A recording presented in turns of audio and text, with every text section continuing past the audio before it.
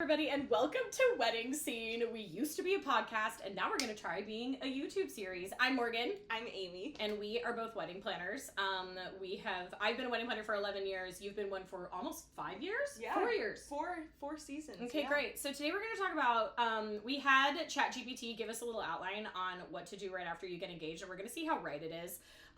First of all, it says, hook, you're engaged, now what? Don't panic, I've got you. That's disgusting, so we're not going to start there. The biggest thing to do right when you first get engaged is, I agree with number one, which is soak it all in.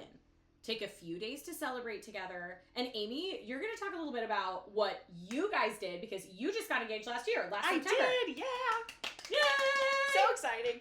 Yeah, but I would recommend, especially just going through it, definitely taking time to talk about the engagement and how your partner decided to go through the proposal and the planning of that and getting a ring if you got a ring and all of that kind of stuff and just kind of like debriefing. Did you guys wait before you like posted it?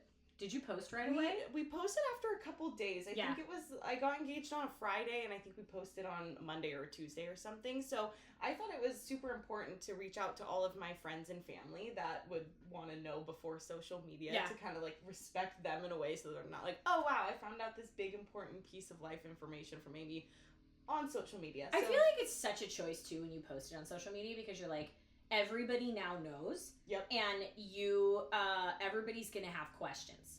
Absolutely. And they all think they have opinions. And it's a lot like sharing your baby name. You know, it's like so many people choose not to do that, which I should have absolutely done. I shared both of mine. But like, you know, everybody's like, oh my God, you should get married at this vineyard that my uncle owns. Or like, oh my God, how many people are you going to have at it? And you're like, I don't know. Have absolutely no idea. I haven't thought about it yet. So I think that's such a, keeping it's such a beautiful bubble right after you get engaged to just like be the only 2 or only 5 or only 10 people that know or whatever. Yeah. It's the sweetest. It's absolutely the sweetest. Exactly. Tips for announcing it on social media. This is fun. Okay, so if I were to announce this is so embarrassing because like I got engaged in 2015. It was a different time. Okay. Different. It was Facebook Central. Yep. We had to like go take selfies at the river so that we had something to put on social media, and then you could like change your thing. But like, how do you even do? You just hard launch on Instagram. Yep. There's no status. There's no. You just post that photo, maybe pin it.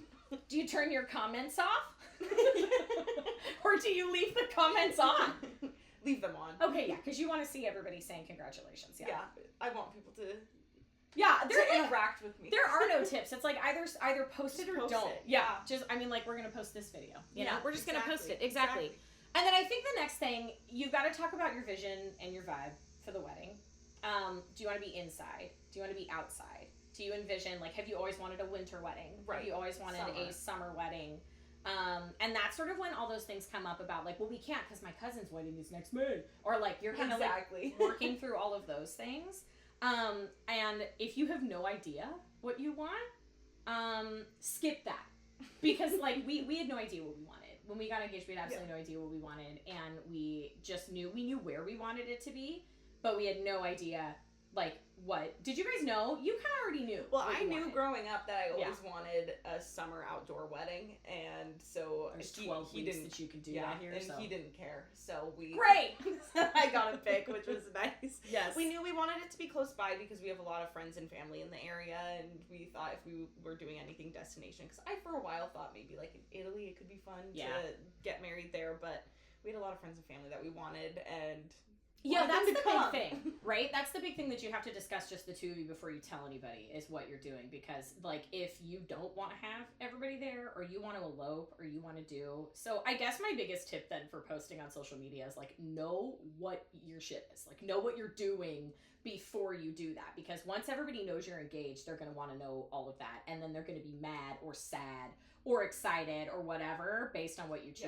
Yep. If you choose something that's going to be private for the two of you, and you choose something that's going to be or really intimate, people are going to be mad about that. That's just how that always works. I don't know why, I don't get it. It's dumb, but it is the truth about They're that. like, you don't want to celebrate with every single person that you've ever met, ever? Yeah, and it's like, no, Rhonda, like, I don't want to buy your $90 meal, and I don't want you to have 4 glasses of buttery Chardonnay, like, for me to pay for, and I don't even like any of those things. And so I think you have to really discuss all of that before you announce or anything, so you're prepared. You're prepared with a little, like, 3-sentence long statement that's like, we are going to elope in Italy, or like, we don't know what we're doing yet, and then you elope anyway, or we're having a giant wedding, we just don't know when, can't wait to see you. Like, I feel like you have to have all of that figured out. And then hand in hand with that is like, are you going formal or casual? Exactly. You know, and like, how casual, how formal are you? Black tie, which, ooh, we should do a video on the dress codes of all of the like different, like, yes, that would be really fun. Sure.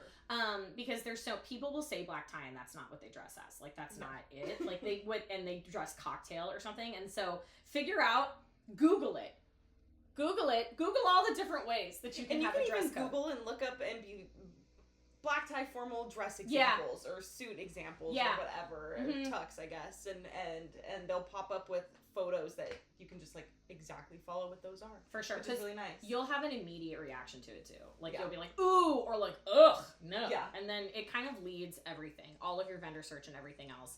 And then that leads. So now you've talked about what you want. Let's see if you can afford it. That's the next piece, right? So the next piece is the budget. And you may not even have any idea. I'm going to do a whole video breakdown on this because this is like my specialty. This is what I work most with our clients about. But you've got to have the discussion of who's contributing. And I remember, like, the discussion that I had back in 2015, y'all would be so mad if you knew, you know, how much better it was then. Because my wedding was like $30,000 and it was so expensive at the time. That blew everybody's mind that I spent that much money on our wedding. And it's like, you look at that now, and I had 160 people. I had a fully open bar. Isn't that embarrassing? You should have been born earlier. You really should have. You should have been born earlier. COVID. I should have gotten married before COVID. Yeah, what were you, 17? Like 18? 20. Yeah. Well, you know. Yeah. But so you have to know who's contributing, and you have to guess at what they're going to want to contribute, because most of the time you haven't had that conversation before, and you're going to sit down with both sets of parents, one set of parents, or maybe you're doing it and you already know you're doing it all yourself. That's the easiest. If you know that you're doing it all yourself. Yeah, you got to make all your own decisions. Yep. And you're just figuring out how much you can swing, and that's great. It's rare, though. With the cost of weddings being so high, it's really rare that is the option. So you've got to sit down and go, okay, what is our plan of attack? We've now told our parents that we're engaged, and I'm going to tell you to wait a while. You cannot call the next day and be like, let's talk about money for this wedding. We got to have a dream phase for, I'm going to say about 5 to 7 business days. Yeah. I'm going to say a week. Like a week. Yeah.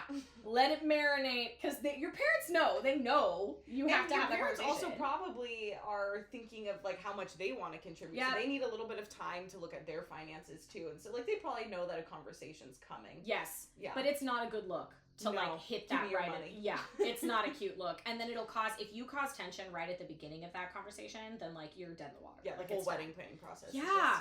It just really is not it. So I feel like, and the way that I like to tell people to talk about this is you kind of have an idea of what percentage of the overall you think that your parents are, or family or whatever, is going to be contributing to it. And then you take items from your budget and take that to them and say, will you cover the following things? Exactly. So like, if my dad is going to do probably half of the wedding, it's different when your parents are, like, one set of parents is doing the whole thing. Exactly. Like, that's super different. I'm a big believer in, if you are old enough to get married, you are old enough to pay for some portion of your wedding. I don't care if it's your dress. I don't care if it's the bar. I don't care what it is. Your transportation. Like, It doesn't have to be anything large, because I understand what that means. But I also think if you're old enough to get married, you do not need to be, like, invoicing your parents for, like, your Instacart order at the house for your bachelorette. Like, get out of town. Get out of town with that.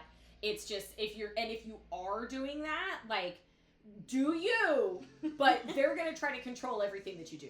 So it's so important to have, like, this is such a huge developmental phase in your life where you are, like, separating yourself from your family, and you are doing that, not in a, like, relationship sense, but in a, like, primary bond sense. Yeah. And you did that a long time ago, but they don't know that you did that a long time ago. So this is like a big moment for exactly. them, you know, to be like, oh, like these people are adult people now. Yeah, they're creating their own family. Yeah, and I feel like that happens no matter whether you're like a 29-year-old person getting married or you are a 20-year-old person getting married. Like, I think that it smacks parents. It just does, and they act like they didn't know it was coming, or that and sometimes maybe they don't, but like, you know, that like this wasn't something you were gonna do, and like time is doing what time is doing. So there's a lot wrapped up in all of that. And so I truly believe that if you can say, like, okay, like, I'm going to go to my parent and I'm going to say, I want, will you handle catering? Because it's the largest chunk of the budget. Or like, will you do catering in the venue? As opposed to, can I have $40,000? Or can I have $20,000? Because they're like, for what?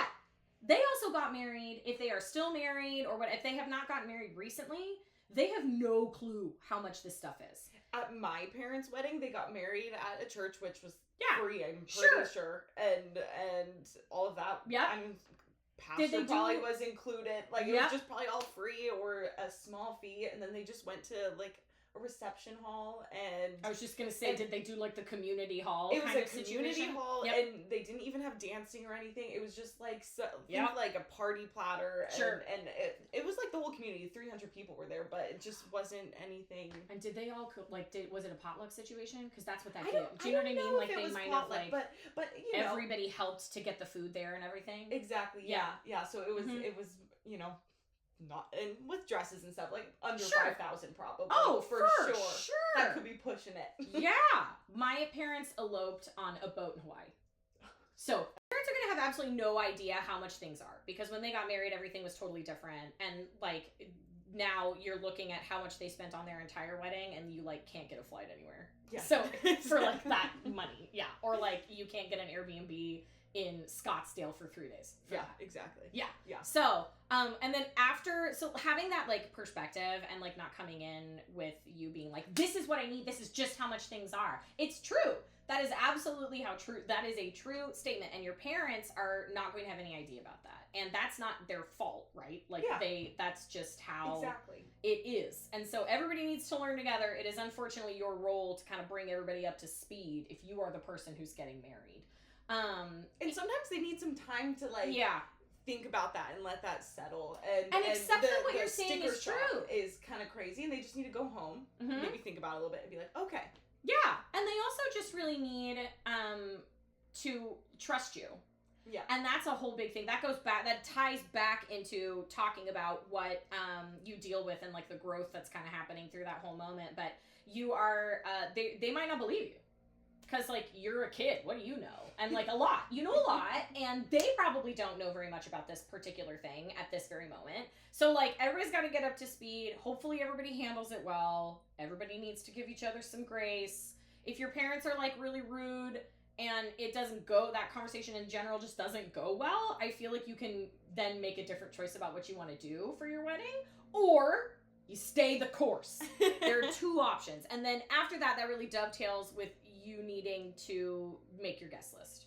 How did you make yours? Because ours was like a mess. I don't even think we had a spreadsheet. It's a nightmare. Yeah, a nightmare. Well, my brother and my sister-in-law, they got married like exactly a year ago, and so from my side of the family. You're so lucky. I made that spreadsheet for them. So technically I made it for myself, but I just copied and pasted most of their spreadsheet, deleted my sister-in-law's people out of there, and added my friends, and then from there just sat down with Nathan, and we had a fun little thing.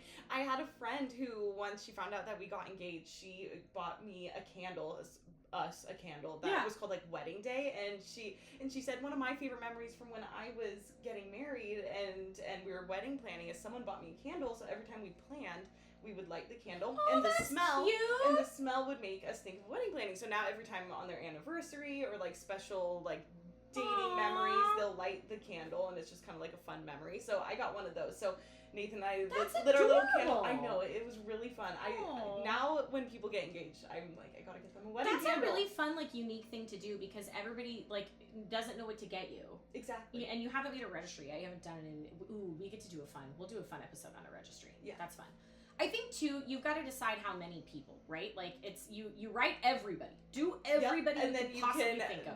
move the people to like a B-list group. Yeah. So I like to tell people to number it. So it's like you do 1, 2s, and 3s. 1s are like it won't happen without these people. It has to be these people. And then 2s is like it'd be really cool if they were there, but like it's we'll get married if they can't come or whatever. And then 3s are like it'd be nice if they came.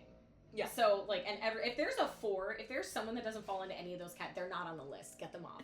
They're not on the list. You don't need them there. You don't need them there. And I think that's so many people really feel like it's a huge thing to decide your guest list at the beginning, but it can totally take shape. Like you might make new friends between the time that you're getting engaged and like or there might be friends that you're like, woo, I don't think I want you there. I know. Isn't that sad? It happens though. Yeah. It does. And there's something about getting married that like really brings out like both the best and the worst in some people, and you're just like, oh man, like it changes. Everything changes.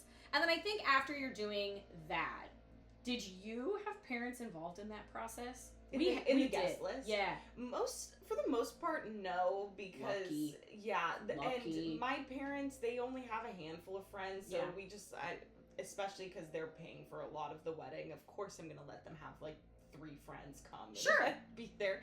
And same on Nathan's side of the family, there wasn't a ton of extra ads, and we were happy to do that anyway. Yeah. And my dad's side of the family is really large, so we invited a lot of people. We don't expect a lot of people to come. Sure. I think we'll have like a table or 2 for my dad's side of the family, but yeah, for the most part, it was just who we wanted, which we're really blessed. There wasn't really any guest list drama. Yeah. The biggest drama was friends that I'm not inviting coming up and being like, we're so excited for the wedding.